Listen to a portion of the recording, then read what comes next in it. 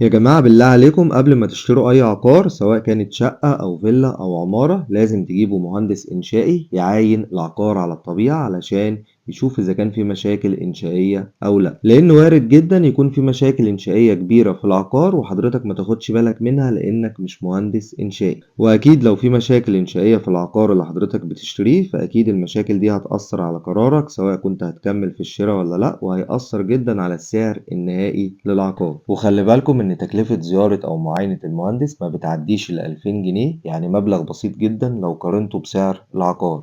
العقار اللي في الفيديو ده عبارة عن عمارة سكنية، مالك العمارة الحالي اشترى العمارة بنفسه من غير ما ياخد رأي مهندس إنشائي في العمارة قبل ما يشتري. وللأسف المالك لما بدأ يشطب في العمارة بدأ مع الوقت يكتشف مشاكل إنشائية خطيرة موجودة في العمارة. وعايز أقول لكم إن تكلفة علاج المشاكل الإنشائية اللي موجودة دلوقتي في العقار تعدي ال500 ألف جنيه، وده طبعا مبلغ كبير جدا وما كانش معمول حسابه بالنسبة للمالك بتاع العمارة. من ضمن المشاكل الإنشائية اللي موجودة في العمارة هي صدى حديد التسليح. للأسف الصدى موجود في أجزاء كبيرة جدا من الأعمدة والقنارات والأسقف، وأغلب الأماكن اللي فيها صدى محتاجة إن هي يتعمل لها تدعيم.